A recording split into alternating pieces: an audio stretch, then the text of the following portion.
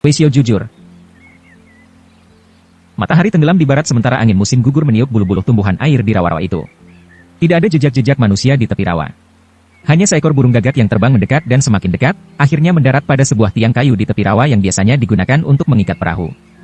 Tempat ini adalah sebuah dermaga yang sunyi, dan sekarang perahu itu telah berangkat untuk penyeberangan terakhir kalinya. Orang yang mengemudikan perahu itu adalah seorang lelaki yang sangat tua, bahkan jenggotnya pun telah putih. Setiap hari selama 20 tahun ini, ia telah bolak-balik di antara kedua tepi rawa di atas perahu miliknya itu. Tidak banyak lagi dalam hidup ini yang bisa membuatnya bahagia, kecuali minum dan judi.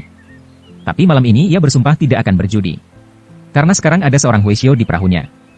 Weisio ini tampak sangat alim, sangat jujur, tapi Weisio tetaplah Weisio. Setiap kali melihat Weisio, ia akan kehilangan semua uang yang dimilikinya. Weisio jujur ini duduk dengan sangat khusyuk di sudut perahu, menatap kakinya sendiri, kaki yang sangat kotor. Di kakinya yang sangat kotor, ia memakai sepasang sandal jerami yang sangat usang. Penumpang lain duduk sejauh mungkin darinya, seolah-olah mereka takut kutu-kutu di tubuhnya akan pindah kepada mereka. Weisio jujur tidak berani memandang yang lain, bukan hanya ia seorang yang jujur, ia juga sangat pemalu. Bahkan waktu penjahat-penjahat itu melompat ke atas perahu, ia juga tidak menoleh, hanya mendengar teriakan-teriakan terkejut para penumpang diikuti oleh suara 4 orang melompat ke haluan perahu. Lalu ia mendengar para penjahat mengancam dengan sengit, "Kami adalah pahlawan-pahlawan sekte ular air. Kami hanya ingin uang dan bukan nyawa, jadi kalian tidak perlu takut, serahkan saja semua uang dan barang-barang berharga kalian dan semuanya akan beres." Matahari terbenam menyinari golok-golok di tangan mereka, pantulan dari golok-golok itu menerangi bagian dalam perahu. Di dalam perahu, laki-laki gemetaran dan yang perempuan menangis, semakin banyak uang mereka, semakin keras mereka gemetaran, semakin sedih tangis mereka. Weisio jujur masih duduk di sana dengan kepala tertunduk, memandang kakinya sendiri. Tiba-tiba, ia melihat sepasang kaki lain, sepasang kaki yang memakai sepatu bot yang bersih dan tebal, berdiri tepat di depannya. "Giliranmu, serahkan."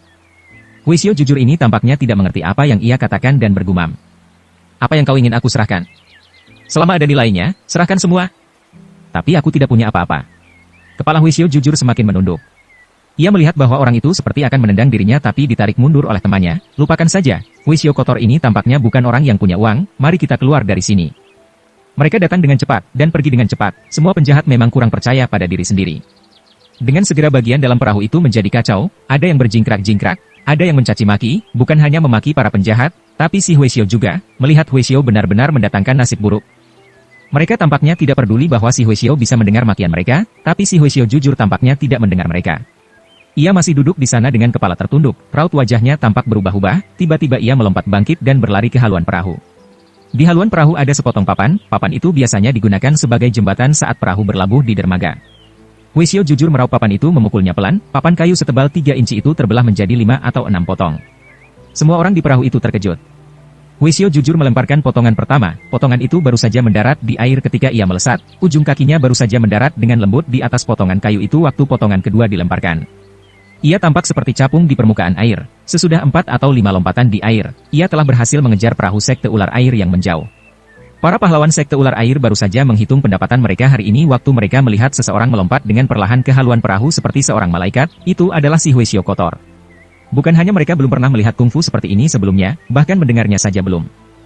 Jadi Weisio ini menyembunyikan dirinya, menunggu sampai kami telah mendapatkan uang sebelum ia mengganggu kami. Telapak tangan mereka telah basah dengan keringat dingin dan mereka berharap bahwa Weisio ini hanya ingin uang mereka dan bukan nyawa mereka. Tidak seorang pun dari mereka yang membayangkan kalau si Weisio tiba-tiba berlutut di depan mereka dan berkata dengan sopan, "Aku punya 4 tael perak, sebenarnya aku bermaksud membeli 1 set pakaian dan sepasang sandal jerami, itu pun sebenarnya sudah terlalu tamak." Ia mengeluarkan perak itu dan meletakkannya di kaki mereka, dan lalu meneruskan, "Di samping itu, Weisio seharusnya tidak berdusta, tapi aku telah berdusta kepada kalian, sekarang aku hanya memohon ampunan kalian. Bila pulang nanti aku akan menghadap tembok dan memikirkan semua ini di hadapan Sang Buddha selama paling sedikit 3 bulan untuk menghukum diriku sendiri." Semua penjahat itu terheran-heran, mereka tidak berani mengatakan apa-apa. Kepala Weisio jujur menunduk ketika ia berkata, "Jika para pahlawan tidak mengampuniku, maka aku tidak punya pilihan selain berlutut di sini." Siapa yang menginginkan orang seperti ini di atas perahu? Akhirnya seseorang mengumpulkan keberaniannya dan berkata, "Baiklah, kami mengampunimu." Kalimat itu seharusnya dikatakan dengan keyakinan penuh, tapi waktu orang ini mengatakannya, suaranya seperti orang tercekik. Kebahagiaan tiba-tiba muncul di wajah Weisio jujur. Duk, duk, duk, ia bersujud 3 kali di geladak perahu, bangkit dengan lambat, tiba-tiba melompat sejauh 20 meter ke tepi rawa, dan menghilang. Semua orang berdiri dengan kaget di haluan perahu, mereka hanya bisa saling berpandangan, lalu memandang uang perak tadi. Entah sudah berapa lama, seseorang akhirnya menarik napas panjang dan berkata, "Kalian kira dia benar-benar seorang Weisio?" Apalagi jika dia bukan Huesyo. Malaikat yang nyata. Keesokan paginya, seseorang menemukan bahwa 18 anggota ternama sekte ular air mati di tempat tidur mereka. Semuanya tampaknya mati dengan damai, tidak ada luka maupun racun ditemukan, tidak seorang pun sanggup membayangkan bagaimana mereka bisa mati. Dukung kami dengan subscribe, follow, like, komen dan share. Terima kasih.